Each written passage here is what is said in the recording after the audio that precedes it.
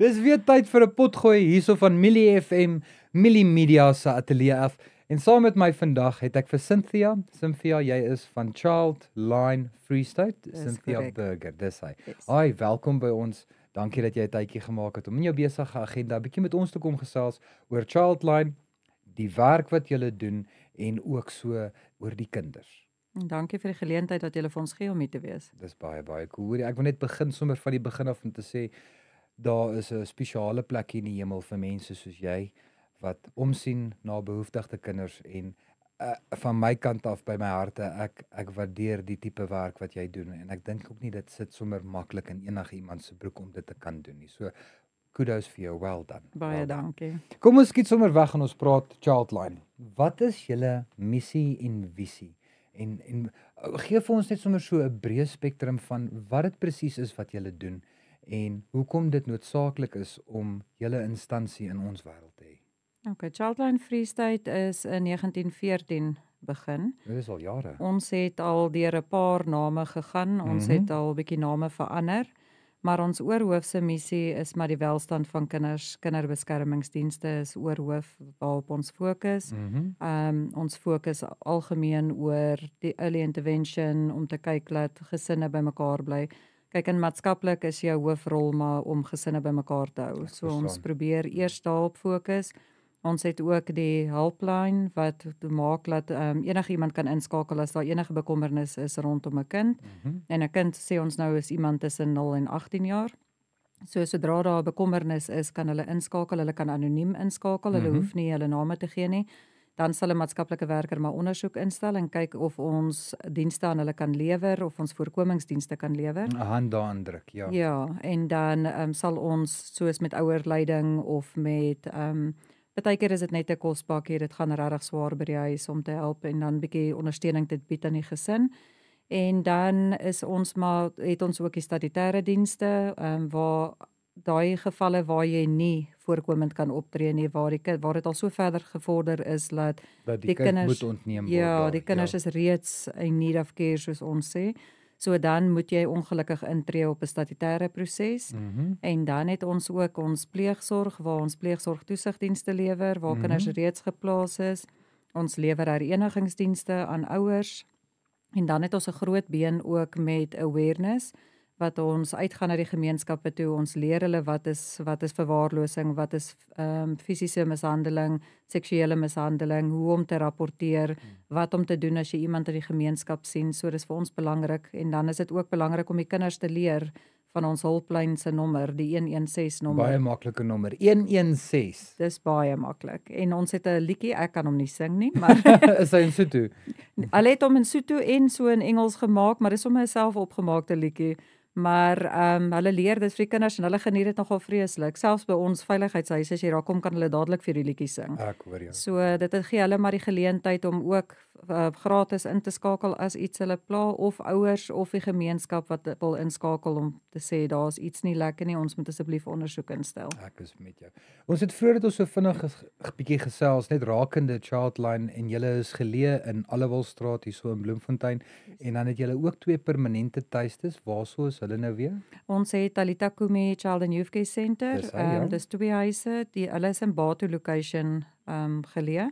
Ons is in samewerking met CRC beheer ons die huise en dan het ons 'n huis vir die babatjies vir 0 tot 2 jaar waar ons 14 babas kan opneem in tydelike plek van veiligheid en dan het ons vir die kinders van 2 tot 10 jaar het ons ook 'n huis, ook tydelike plek van veiligheid wat ons 28 kinders op hierdie stadium kan inneem. Ek is met jou. En wat sal jy sê veral vir die Vrystaatstreek, wat is die grootste uitdaging vir kinders nou huidiglik op die oomblik? Wat tel julle op? Is dit 'n geval van mishandeling, verwaarlosing? Wat sien julle op die oomblik? Dis 'n bietjie van alles. Meerendeels 'n baie groot probleem waarmee ons sit is dwelmmisbruik deur ouers en dan ook verwaarlosing. Ons noem dit deliberate neglect. Soos hulle doen nie 'n poging om regtig na die kinders te kyk nie. En dan is daar seksuele mishandeling en fisiese mishandeling. Ek dink wat voor jare sou mens gesê het mense sou gedink het dis meer die laer ekonomiese klas mense waar maatskaplike werkers betrokke is, maar dit is glad nie meer Nee, die dis nie die geval geval nie. nie, nee. Dis glad nie die geval nie. Ons werk met alle tipe ekonomiese klasse. En ja, dwelm vir gebruik op hierdie stadium in die areas wat ons baie werk hoog. is 'n baie hoë faktor. Ek hoor. Ai, ek het 'n persoonlike vraag om jou te vra.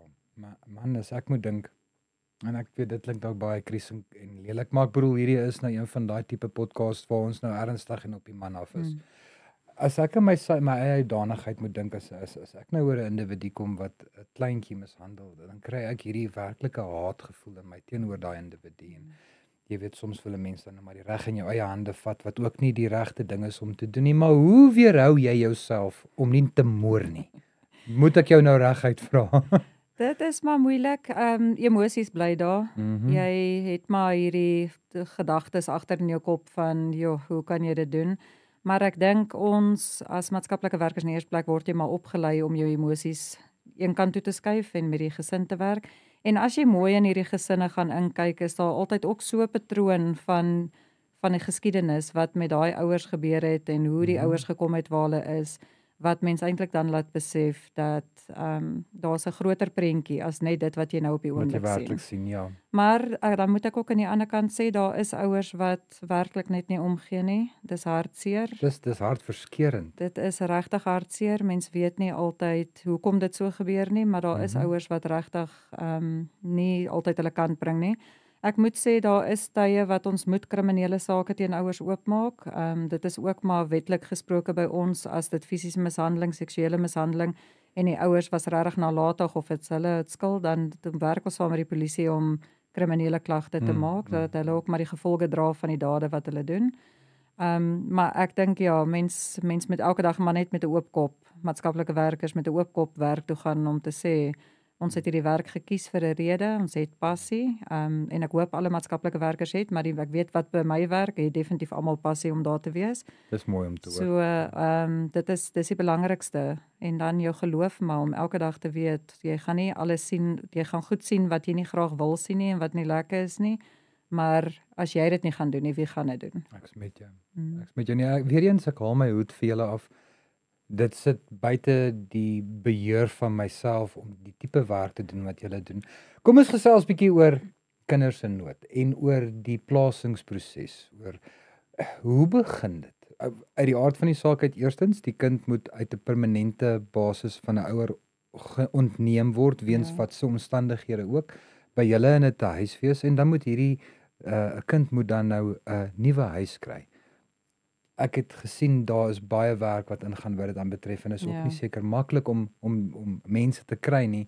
Gee vir ons 'n breë spektrum dat ons verstaan hoe werk die wiskunde. 'n Maatskaplike werker sal eers ondersoek instel by die huis om te kyk wat die omstandighede is en dan sal hulle 'n risiko-assessering doen. Goed. En dan as dit bepaal word dat 'n kind verwyder moet word uit ouerlike sorg, sal hulle hof toe gaan en hulle sal 'n hofbevel dan kry wat sê dat die kind geplaas word vir 90 dae in plek van veiligheid. En dan het die maatskaplike werker daai 90 dae tyd om ondersoek in te stel of die kind in alternatiewe sorg geplaas moet word of hulle herenig moet word of wat moet gebeur met die gesin. Met die verwydering van 'n kind, ons het wel die twee huise.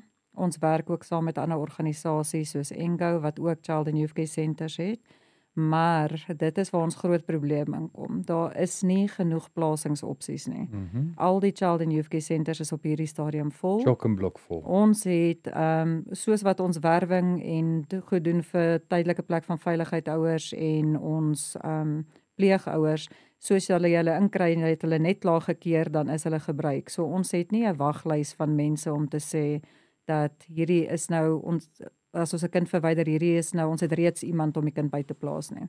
Wat ook veroorsaak dat maatskaplike werkers baie keer langer met 'n gesin probeer werk, net om 'n plasingsopsie vir daai kind te kry. Al weet jy in jou hart, jy moet nou dadelik die kind verwyder, maar jy het eers 'n plasingsopsie nodig vir daai kind. So dit is hoekom ons die werwing vir die tydelike plek van veiligheid ouers doen. Ons huise, soos ek genoem het, al twee ons plek van veiligheid huise is tans vol. Daar is 14 babas in, daar is 28 kinders by die kinders en daar gaan wisseling, maar net soos 'n kind uitgaan, kom die volgende een weer in. Dis hy. So dit is vir ons 'n krisis. Dis regtig 'n krisis waarmee ons sit. Ons het nie plek om met hierdie kinders heen te gaan nie en hulle verdien 'n plek waar hulle in 'n familie opset kan wees. Hulle verdien 'n plek waar hulle versorg kan word, waar hulle liefde kan ontvang en wat hulle kan weet, dit is 'n plek waar hulle veilig kan voel. Net kan mens wees. Ek Ja. dink dit is die minimum vereiste. Net te kan wees, hey, ek is veilig, ek word na hom gesien, ek is mens, ek kan wees. Wie. Skus, ek raak dus sommer so 'n bietjie emosioneel aan die kant. Kom ons praat en ons sê ek is in die proses om 'n kind by julle aan te neem in 'n pleegsorg instansie in te stel. Watse ondersteuning, opleiding of durf ek sê begeleiding is van julle kant af vir my beskikbaar? Hoe help julle my ook? Ons begin gewoonlik as iemand sê dat hulle belangstel om plek van veiligheid ouer te word of pleegouer, begin ons met 'n keuringsproses. So die maatskaplike werkers sal dan nou eers 'n onderhoud hê om net mooi te verduidelik wat is die verskil tussen plek van veiligheid, wat is die verskil tussen pleegsorg. Dan sal hulle 'n tuisbesoek doen. Hulle sal alternatiewe kontak wat die mense opgee. Is dit nou kyk na dit kan vriende wees, dit kan familie wees, dit kan kerk wees, om net vir ons bietjie meer te vertel oor die gesinsopset. Ons kyk ook na of die gesin wat belangstel reeds kinders het, want dit is belangrik, jy moet ook eers aan jou eie kinders dink. Charity begins at home, yes, ek dink dit is belangrik dat mens kan nie noodwendig 'n kind met geseksualiseerde gedrag van 16 in 'n huis plaas waar daar 'n 3-4-jarige is. So daar's baie goed waar mense nou moet kyk en hoe daai kind jou eie kind se gevoel is ook rondom ander kinders inneem. Want baie keer voel hulle daai kinders vat hulle plek oor, want hulle het baie aandag nodig. So en dan kyk ons ook na finansies. Ek sê nie jy moet ryk wees nie, ek sê ook nie jy moet 'n miljonair wees nie, maar jy moet 'n kind kan versorg. Dan kyk ons na fisiese aspekte of waar enige fisiese aspekte is, hoekom jy nie 'n kind kan versorg nie. Ons kyk na psigologiese aspekte of daar enige psigologiese versteurings is.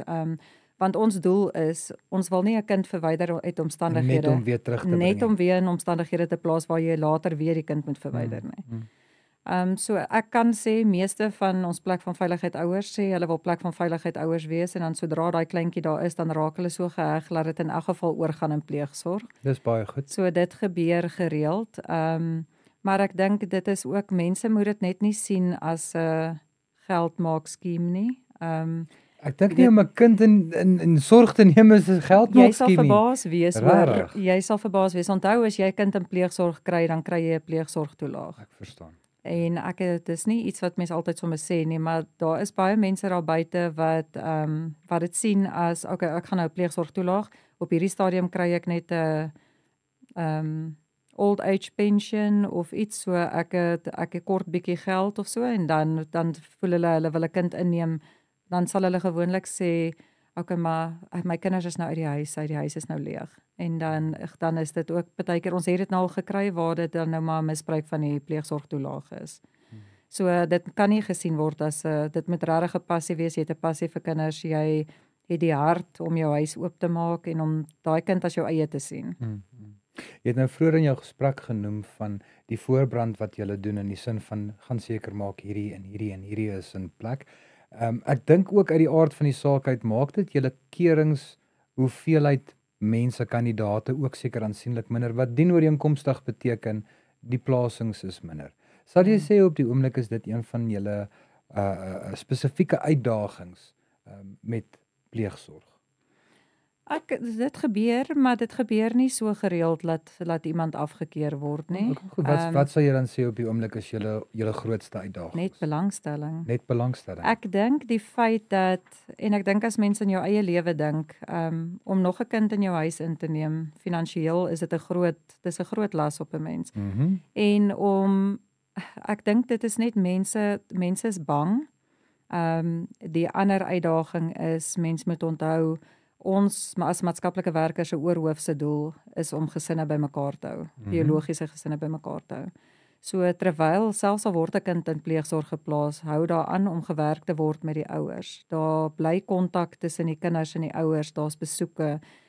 Nie almal wat bereid is om 'n kind in te neem, is bereid om die kind steeds bloot te stel aan die ouers met besoeke nie. Hulle verstaan nie daai deel nie. So dit is hoekom mense kry baie navrae, dan wil mense aanneem. Ons doen nie aanneming by Childline nie, Engo doen aanneming, maar Dis 'n belangrike punt wat jy nou daar gemaak het. Baie van ons pleegsorge gaan wel oor later in aanneming, as die ouers nie wys dat hulle nie verbeter nie, en laat ons kan bewys aan die hof dat dit in die beste belang van die kind gaan wees om meer permanensie te kry. Dis tog waar dit gaan oor die kind. Yes. Ja.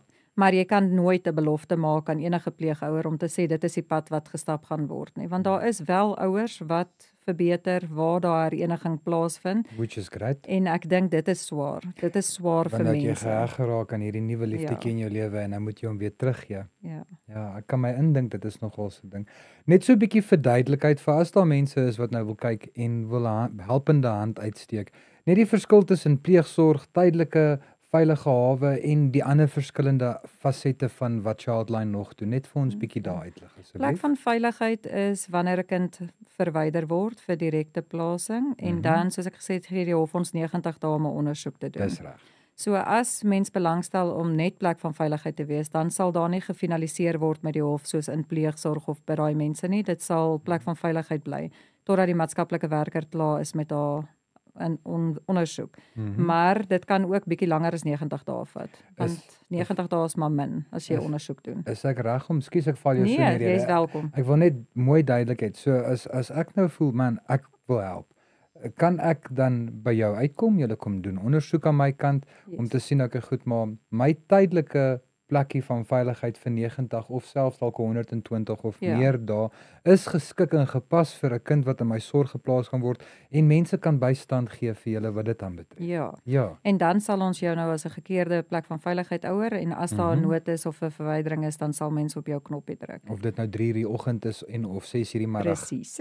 Dit kan gebeur, ja. En dan pleegsorg is meer nie 'n permanente plasing nie, maar dis 'n langer termyn plasing. Sodra daar gefinaliseer word in pleegsorg, moet daar elke 2 jaar hersiening van die pleegsorg gedoen word, deur hof toe te gaan, te verduidelik wat die omstandighede nou is, wat is die verslag van die ouers, wat is hulle verbetering. As daar nie ouers is nie of daar die ouers het geen verbetering gemaak nie, kan mens dan daai pleegsorg verleng totdat die kind 18 jaar oud word. Maar in die meeste gevalle waar daar ouers betrokke is, word dit dan elke 2 jaar verleng. Ek verstaan. Kan jy vir ons dalk 'n voorbeeld gee van 'n mooi storie wat gebeur het? 'n gebeurtenis, want ons praat nou hier oor voorkoming en oor beskerming en oor kinderregte. 'n Oulike verhaal van iets wat mooi afgespeel het. Ek dink ons het nou so rukkie terug het ons 'n kliniek het ons geskakel om te sê 'n mamma het geboorte gegee. Ja. Die probleem was mamma bly op 'n dumping site. Mamma is verslaaf aan dwelms en die omstandighede is regtig nie gepas vir 'n babatjie nie, nee. Ja. So hulle het ons gekontak. Hulle was van plan om hulle net op 'n hospitaalbusie te sit na die ouma toe, maar die ma was nooit van plan om so intoe te gaan nie. So ons was bekommerd oor wat met baba gaan gebeur in die tussentyd. So baba was in plek van veiligheid in een van ons huise geplaas. Daar was ondersoek gedoen, nie regtig samewerking nie. Jy kan nie regtig, as ek ook eerlik kan wees, mens kan nie regtig by die dumping site ingaan nie. Die sekuriteit het vir ons gesê dis baie onveilig. Die dwelm gebruik en so is vreeslik baie daar en dis maar aggressiewe mense wat daar woon. Maar in die ou einde die maatskaplike werker was in staat om die ouma op te spoor in 'n ander dorp. Daar's 'n ondersoek deur 'n maatskaplike werker daai kant gedoen en ons het die baba verenig met die ouma. So ons was in staat om die baba in die familiesisteem te hou, alhoewel mamma nie die baba kon terugkry nie, maar ten minste het ons dit in die familiestelsel gehou. En laat daar 'n raam van ondersteuning en netwerk daar so is. Dis baie pragtig. Ja. Dis baie pragtig. Kom ons gesels bietjie oor gemeenskapsbetrokkenheid en oor hoe die publiek 'n helpende hand aan julle kan uitsteek. Mag dit wees vir vrystaters wat wil donasies gee of kospakkies. Hoe kan ons help? Wat kan ons doen?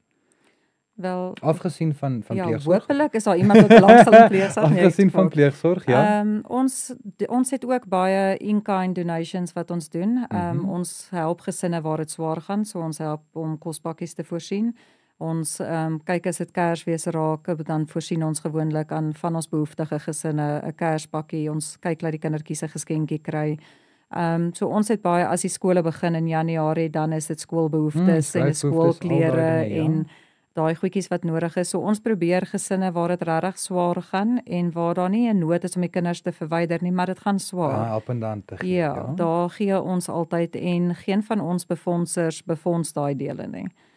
So dit is maar gewoonlik wat ons uitgaan na die gemeenskappe toe en vra, as julle donasies het of as julle voel julle wil blikkies kos afgee of klere, al is dit tweedehandse klere, netjies se tweedehandse klere, wat ons weer aan ons gemeenskap kan versprei, wat dit nie self kan bekostig nie, dan sal dit baie waardeer word. En vir iemand wat wil graag 'n pleegouer raak, maar nog bietjie 'n striweling en 'n twyfeling in hom of in haarself het oor of is hierdie die regte ding om te doen. Is daar sekere vrae wat jy aan daai individu kan gee om homself of om haarself te vra, seker te maak maar hierdie is die regte ding wat ek doen? Ek dink die eerste ding is jy moet weet of jy 'n regte passie het vir kinders.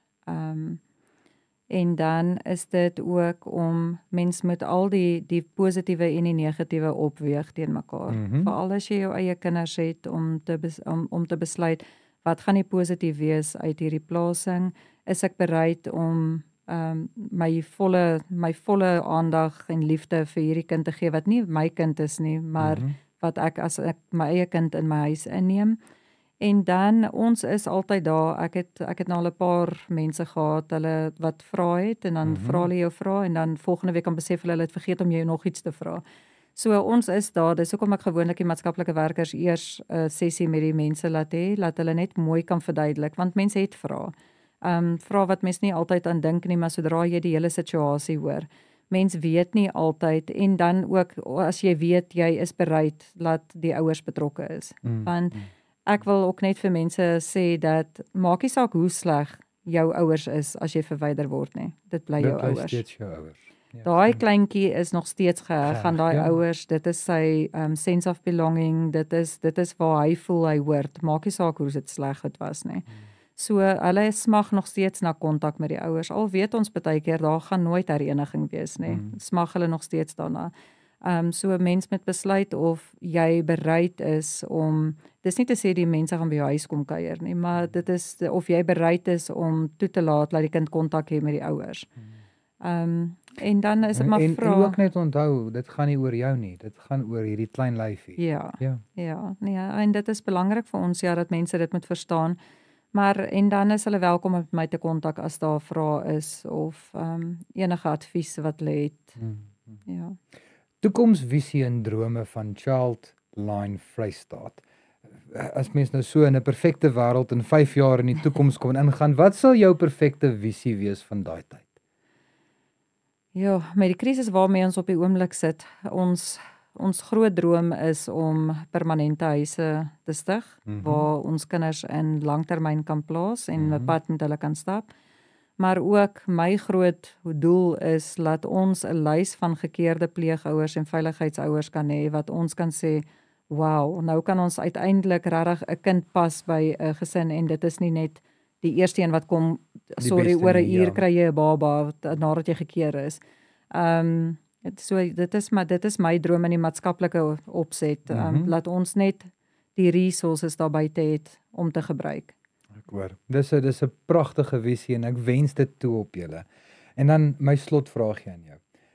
As daar nou een boodskap is wat jy graag sou wil oordra aan die luisteraars en aan ons kykers, oor kinders, oor beskerming en oor pleegsorg, wat sal dit wees? Ek dink is belangrik dat gemeenskappe besef dat ons as maatskaplike werkers is 'n handjievol.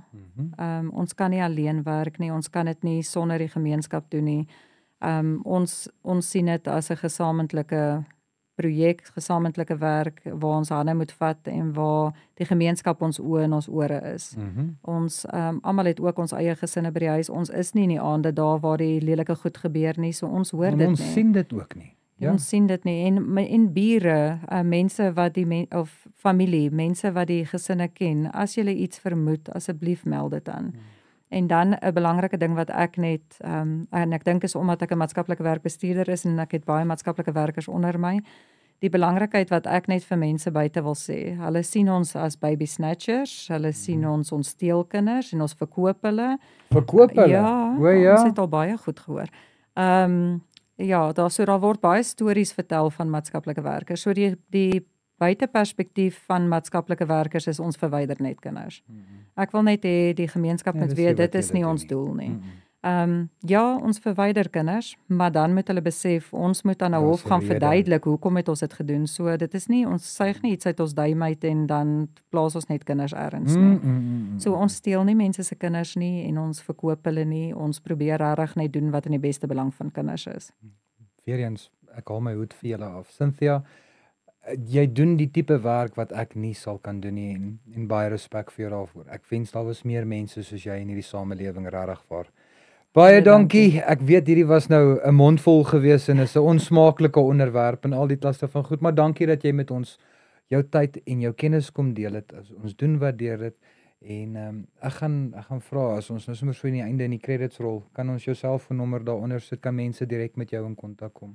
Of ek sal verkies dat die gemeenskappe nie my selfoonnommer het nie, maar ek gaan ons kantoornommer en my e-posadres sal ek gee want dan kan hulle kontak maak met my. Dat ons net die publiek by jou kan uitkry in 'n mate. Ons kan dit doen. Ek waardeer. Cynthia, sterkte aan julle kant. Ek weet dit is nie 'n maklike taak wat julle doen nie. En van die publiek se kant af is daar enige helpende hand, enige geleentheid is van bystand. Asseblief kom met Cynthia Burger in kontak. Sy is die regte een om jy oor die dinge te gesels. Baie dankie vir julle tyd. Dankie Cynthia. Dankie.